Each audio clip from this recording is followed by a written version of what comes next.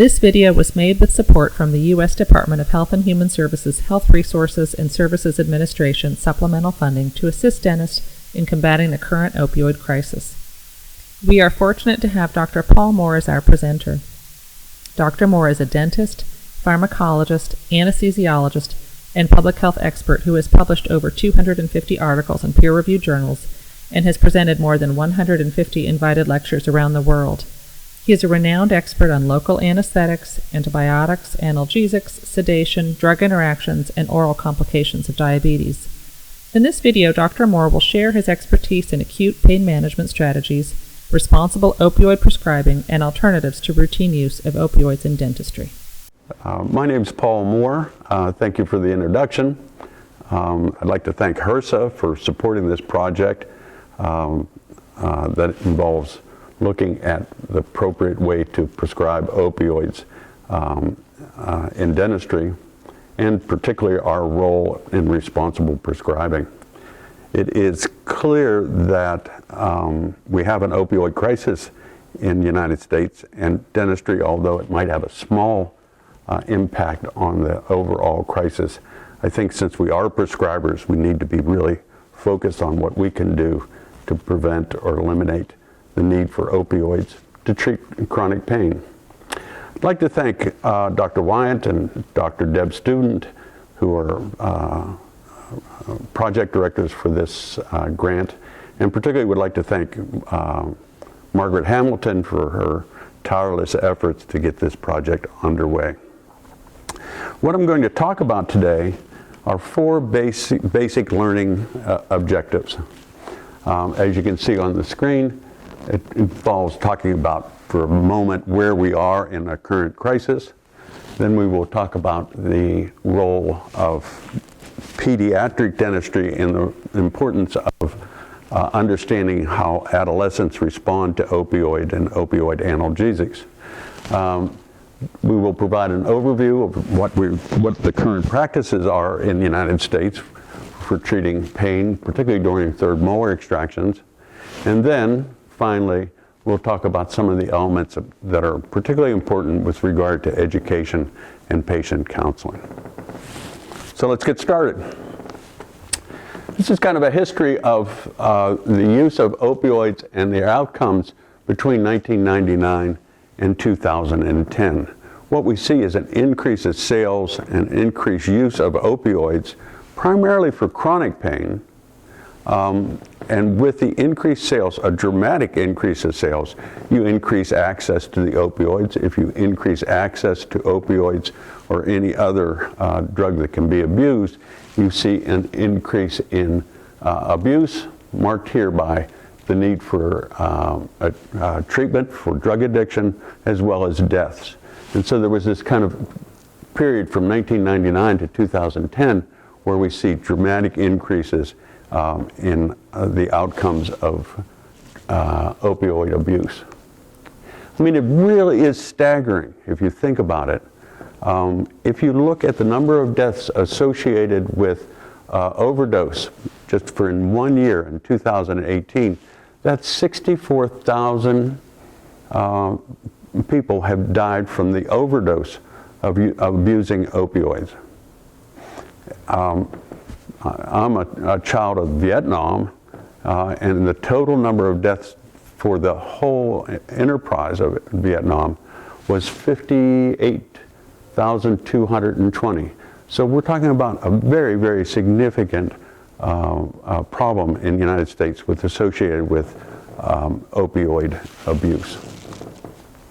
Now, dentistry is probably not as implicated for two reasons. One is, most of our prescribing is for acute pain, as opposed to the prescribing that really got increased dramatically over the 10 years during the 1999 to 2010.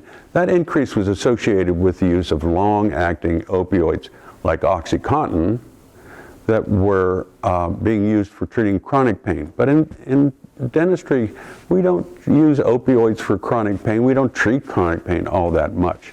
And so what we see is dentists maybe are prescribing This is data from 2012. Look at how dentists prescribe.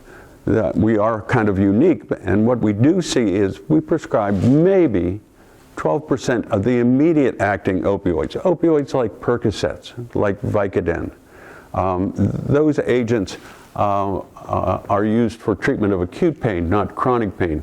But if you look across the board, you can see that dentists fall in the fifth bar here in terms of maybe 20 million patients compared to doses from family medicine that are more like 50 or 60 million prescriptions of opioids. So we have a small amount of involvement in the opioid prescribing problems. But since we are prescribers, I think we have to fully understand our responsibilities in terms of prescribing. This is a description of how we got to where we are. This is called at least the first and second wave of the opioid crisis. And if you look at this slide, it's made up of a bar graph between 1995 and 2014. The orange part of the bar represents the use of and overdose deaths associated with heroin and other illicit drugs. The prescribing opioids are shown in the blue bars. So back in 1995, you can see most of the overdose deaths were associated with heroin and illicit opioids. And then over time, as we increased the prescribing of opioids during that 10-year period, we saw that more and more people were overdosing from prescription drugs, yet the amount of the overdoses that were associated with heroin and illicit drugs stayed relatively constant across that 10-year period. So it was actually the prescribing of opioids that was pushing and driving the opioid crisis over time. But an interesting thing happens here in about 2010, and that is there's a leveling off of the overdose deaths, and particularly there's a decrease in prescribing. And so now we have this problem that people have been abusing prescription drugs, and if you abuse prescription drugs and develop an addiction to them, then in fact, when the prescription drugs are no longer available, or they've been reformulated so you can't get as high, then patients find other alternatives to the prescription drugs. And that's what you see in 2010 up to 2014. We have now an increase in the amount of illicit drug use, in part because it's available, in part because it's cheaper. But now we have a problem that initially was driven by prescription prescribing, and now, since 2010 until today, now the opioid crisis is much more associated with the use of heroin and, in fact, another synthetic drug called fentanyl. So this is the second wave of our opioid crisis. Now, fentanyl is a remarkable drug in that it is extraordinarily potent. You do not need much fentanyl to cause an overdose. If you look at these three valves, you recognize that fentanyl, the middle valve, is particularly potent. Heroin, you can see that there's a relatively large amount of powder in the bottom of that valve. That's enough to cause an overdose. If you look at fentanyl, it takes very little, very little. And now newer drugs are coming on the market, carfentanil, which are extraordinarily potent. I mean, 1 grain of salt can cause an overdose with this new synthetic drug. Carfentanil is kind of unique in that it is used almost universally for sedating elephants. So if you're out in the wild and you want to sedate an elephant and measure his tusk or look at his teeth or do any kind of an exam, you use a dart gun and you use carfentanil as your sedative.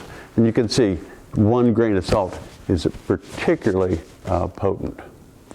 This, I think, adds to that story, and that is, here's fentanyl, the little powder next to the penny. That represents the same amount as maybe 5 to 7 individual grains of table salt. It doesn't take much. It's easy to transport. It's easy to distribute and sell, and it's pretty inexpensive. You can make it synthetically. So it has changed the whole dynamic of this opioid crisis. All right, that's where we are today. Not a good place, but that's where we are today. We've moved from prescription opioids that are being abused, and now we've created a bunch of people, millions of people who are dependent on opioids, and those people now have switched from OxyContin and Percocets to illicit drugs such as fentanyl, which are significantly less expensive. All right. Now, there are some unique things about dentistry that we ought to keep in mind. You need to look and understand that dentistry has a kind of an important niche in this problem. We don't prescribe for chronic pain, and we are significantly risk aversive, which is to say, dentists, if they didn't ever have to prescribe an opioid, they would be delighted. And so our prescribings are significantly lower in number of pills per prescription than most other specialties, and I'll show you that in a moment. We manage chronic acute pain almost exclusively, and our role in the addiction crisis, therefore, is not so much trying to decrease access, but to minimize the kind of pain that you might have following an oral surgery operation procedure, thereby decreasing or eliminating the need to even use opioids. So our role is not so much in treating people who are addicted, but our role is in primary prevention, and primary prevention means what can we do to keep people from developing substance abuse disorders, SUDs.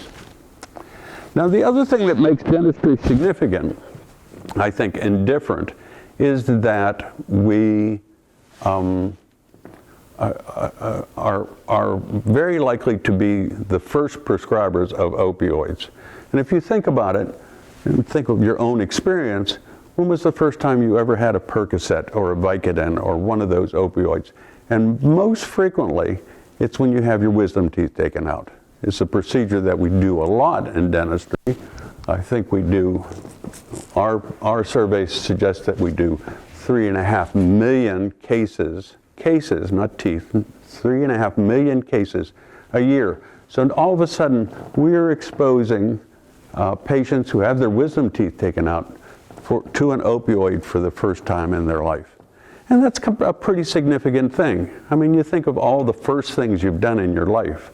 The first time you drove a car, the first time you smoked marijuana or had a glass of alcohol, the first time you kissed a girl. Those are kinds of things that are very, very impressionable. So one should just stop and think, you are going to be the person who first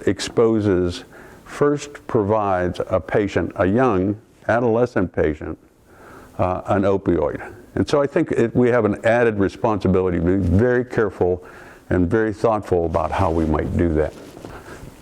This is some reporting that comes from the FDA with regard to how many prescriptions, how many pills, how we prescribe for various procedures. Keep in mind, dentistry is not unique in the sense that we're in the business of providing pain relief to patients after surgery, normally when they're not yet in pain. In dentistry, patients leave our offices after doing a tooth extraction or a third molar extraction, and they're still numb. And if you're still numb, you don't know how much pain they really are going to be in 4 hours or 5 hours or 24 hours. We just have to guess. And that guessing means that we prescribe opioids to 20 people, when in fact maybe only 3 of those patients really need an opioid. We're in such extreme pain that would be necessary. That just in case kind of prescribing means that most of those patients are going to end up with a prescription bottle of an opioid in their medicine cabinet that they never use. And that opens up the whole issue of increasing access, making it available to young people to abuse and misuse. If you look at the numbers, they're really kind of striking because this is a problem in all of medicine and dentistry. But the top line is hip replacements, and that bar suggests that after a hip replacement, you probably are going to get a 7-day supply of an opioid. After bunionectomies, you're probably going to get a 4 or 5-day supply. But if you look at the bottom row, you can see the kinds of supplies, the size of the prescription, the number of pills provided, is really only a number that is much less than all the others. It's a 2-day supply or a 3-day supply. And even at that, 40 years ago, we would prescribe 24 tabs after surgery. Today, it's much less.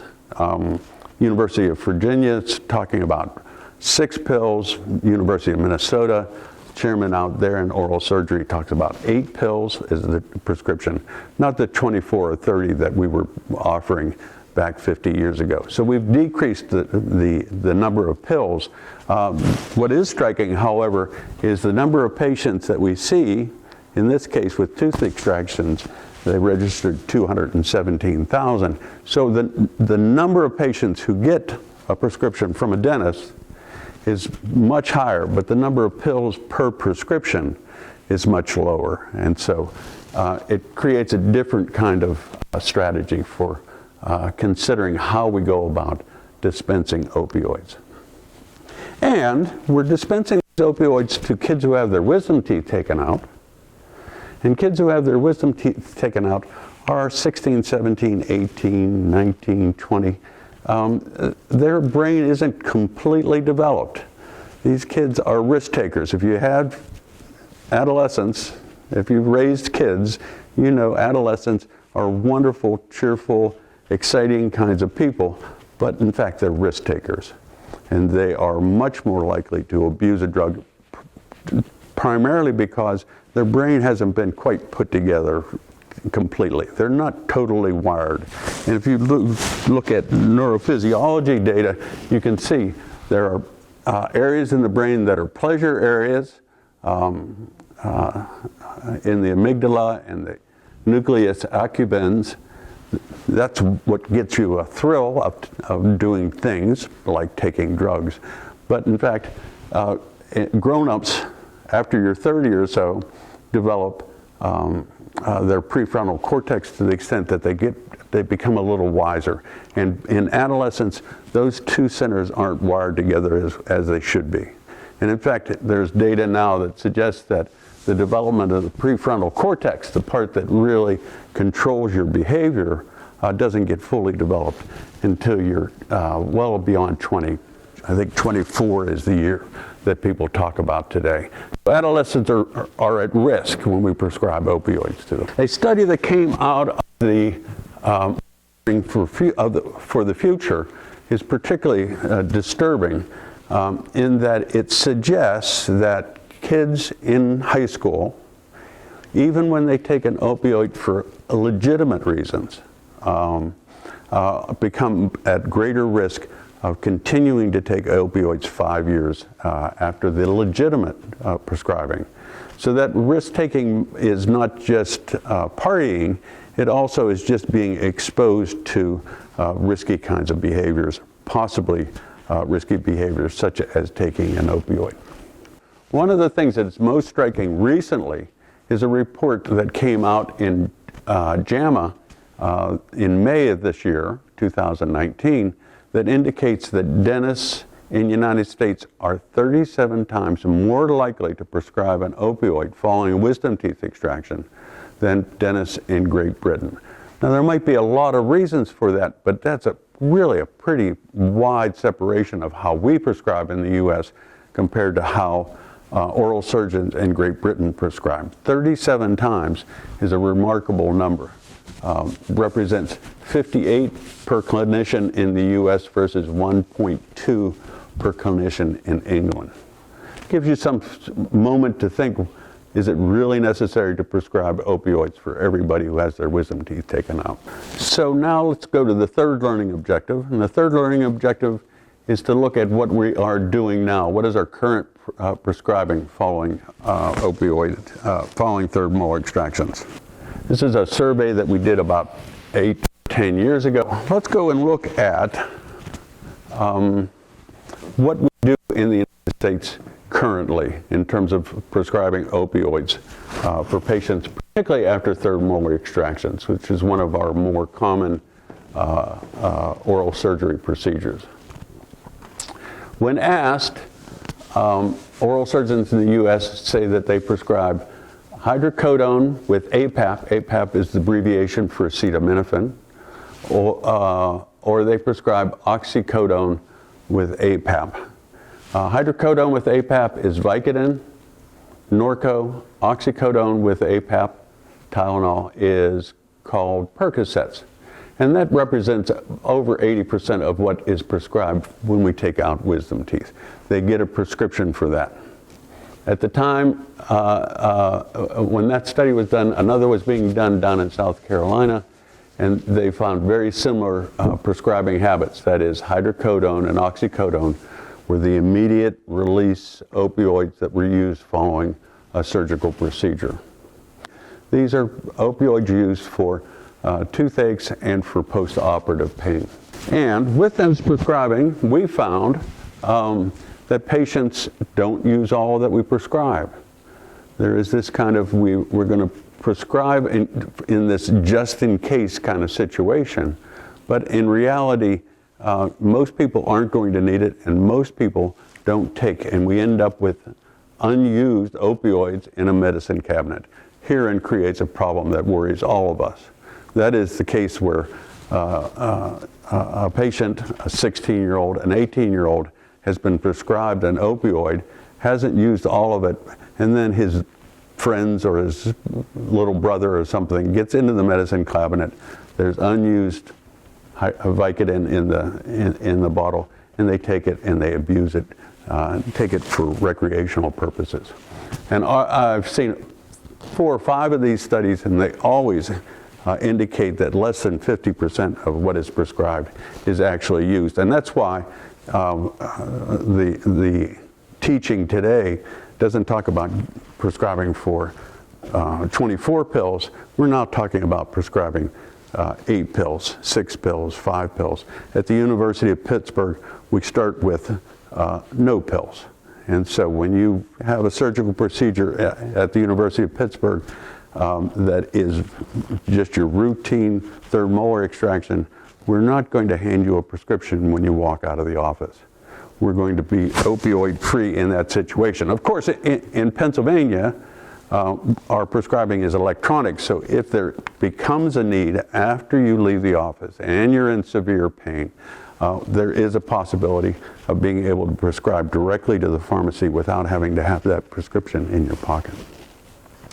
So our indications were that 60% of the pills prescribed to patients aren't used.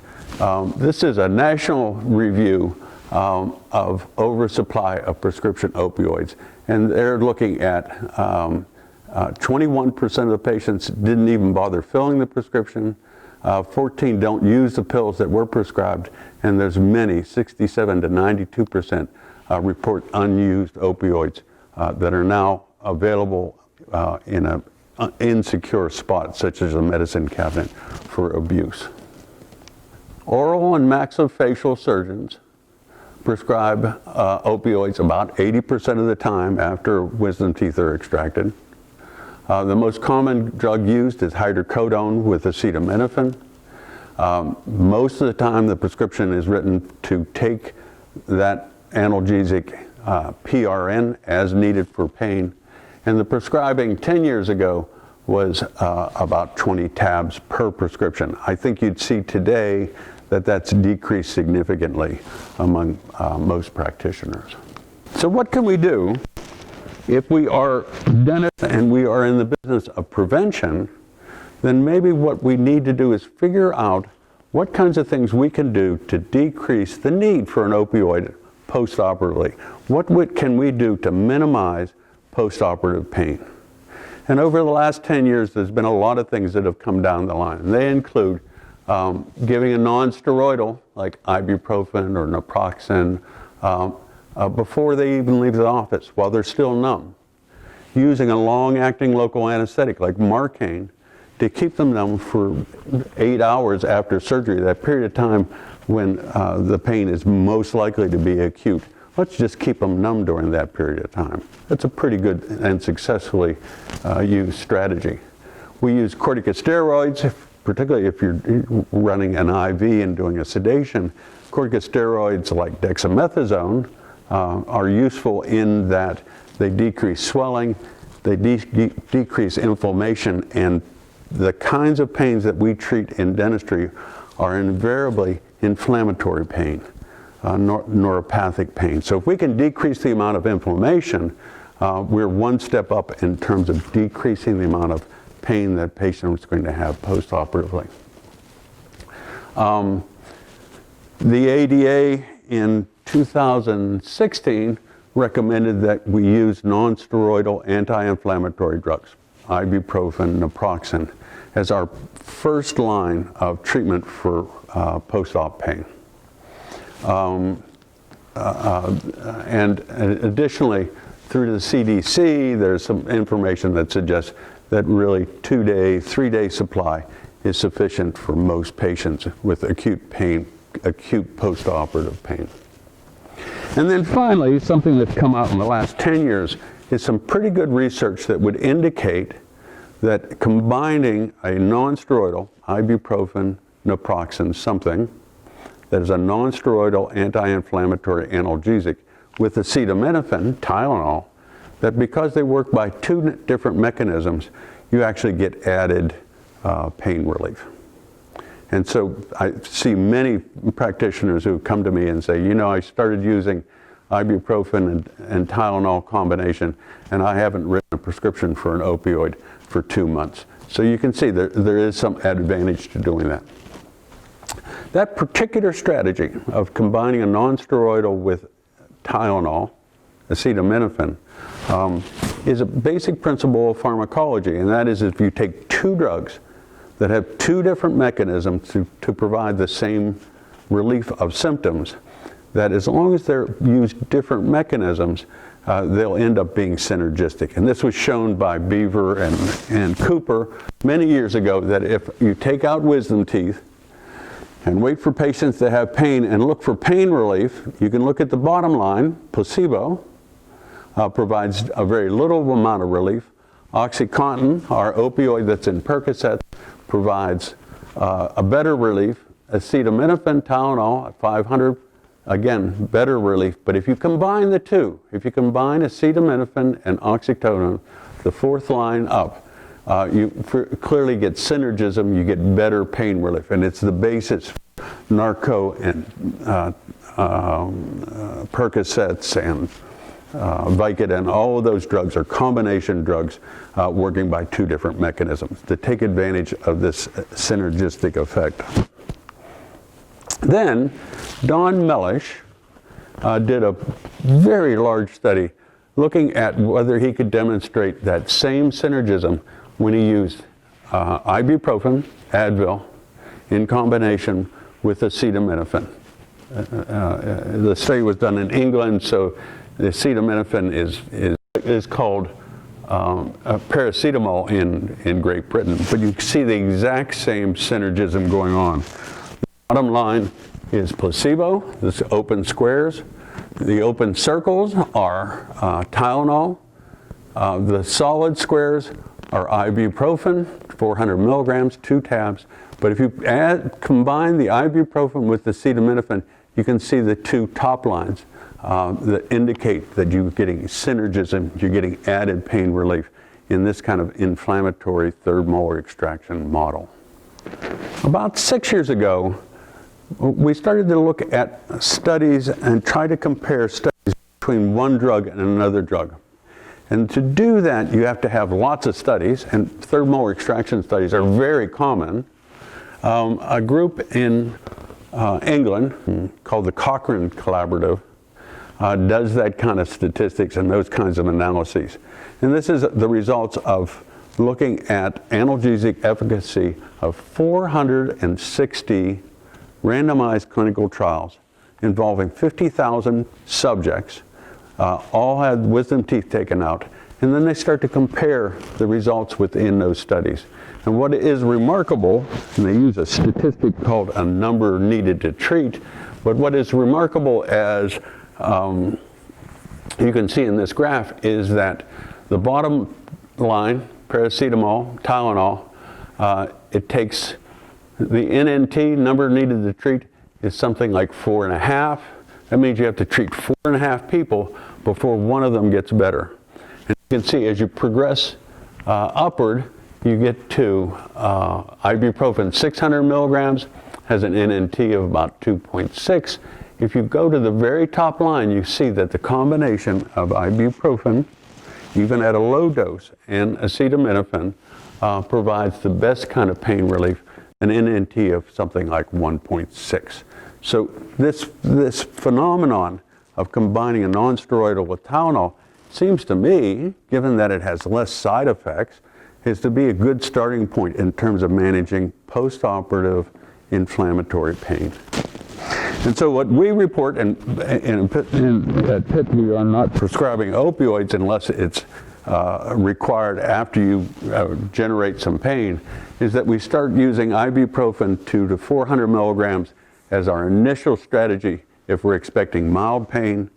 If we're expecting mild to moderate pain, we're going to increase that dose up to 400 or maybe 600 milligrams. With moderate to severe pain, we're going to add acetaminophen, so we're doing ibuprofen and acetaminophen 500 milligrams. And then, if a patient is in severe pain and you get a call and we need to rescue because what we have been trying to do isn't working, that would be the point at which you would consider prescribing ibuprofen in combination with acetaminophen, oxycodone, that's Percocets. That's our strategy. But we consider that a rescue because it would be a rare occasion for managing post-op pain. Now you'd think that's just dental third molar extraction pain. Maybe we're not having enough pain. But this is a study done in an emergency room where patients have bone fractures, dislocated shoulders, strained ankles, and other injuries. And the strategy within the emergency room at Montefiore Medical Center was comparing our opioid groups, such as oxycodone, hydrocodone, codeine. We were comparing those groups, he was comparing those groups to a non-opioid strategy, 400 milligrams of ibuprofen and 1,000 milligrams of acetaminophen, and he sees similar kinds of analgesic relief with those combinations compared to opioid combinations. So it's not just dentistry, it's not just third molar extractions, just across the board. This seems like a very good strategy. So let's go to our fourth learning objective here, and that is what are the elements that we need to use in our practices in terms of education, in terms of patient counseling? Because to a great extent, you have to get some patient acceptance of what we're trying to do. And I think today, many patients, certainly many parents, would just as soon not have Percocets and Percodans and oxycodones in their house. And so let's explain what we're trying to do and how we do that, because at the end of the day, it's patient acceptance that's going to decrease the amount of prescribing we do in dentistry. So, first we have the American Dental Association that comes out with their statement, and their statement is that, quote, dentists should consider non-steroidal anti-inflammatory drugs like ibuprofen, naproxen, as their first line of therapy for acute pain management. And that's done in 2016. Since then, they've come up with 3 more recommendations in terms of their policies for opioid prescribing. One is continuing education. Let's get people to change their thinking about how we prescribe for acute postoperative pain. So we have mandatory continuing education, I think, in 30 of the 32 states in the United States. The ADA supports statutory limits, which means they accept recommendations with limiting how many pills you prescribe and for how long you prescribe, statutory limitations.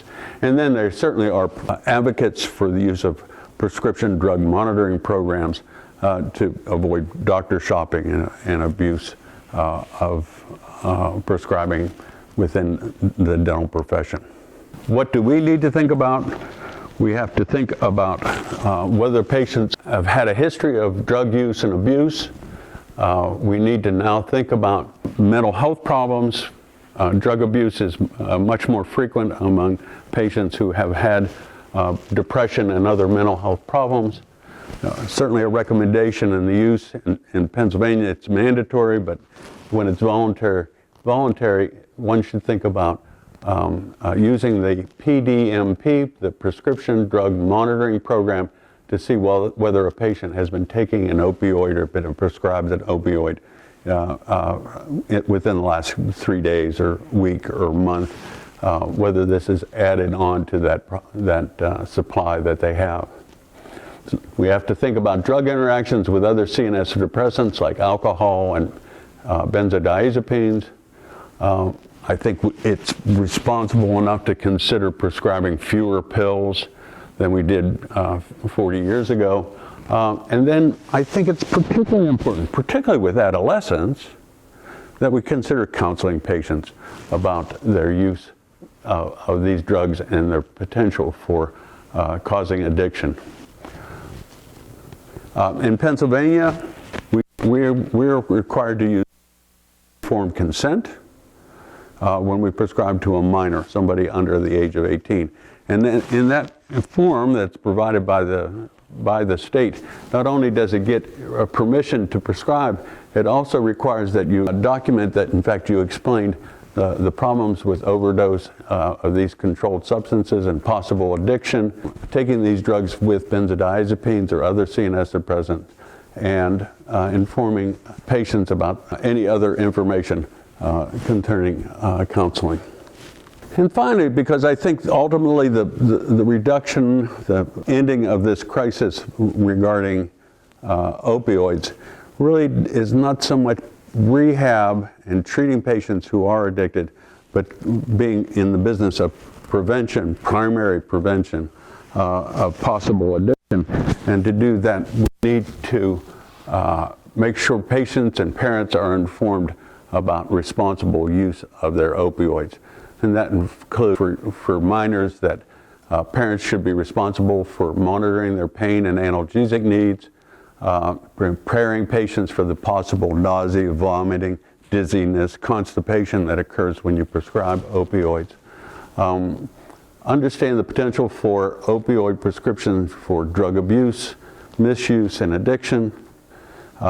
Recommending patient strategies to secure the prescriptions so they aren't available within the medicine cabinet to people who should not be taking them. Look for take-back programs provided by the DEA and describe procedures for disposal of unused opioids. Those kinds of things are information patients need to know and need to accept as part of their responsibility of proper and safe use of opioids. I think dentistry has a unique position, particularly with regard to prescribing to pediatric patients and patients who are having their wisdom teeth taken out.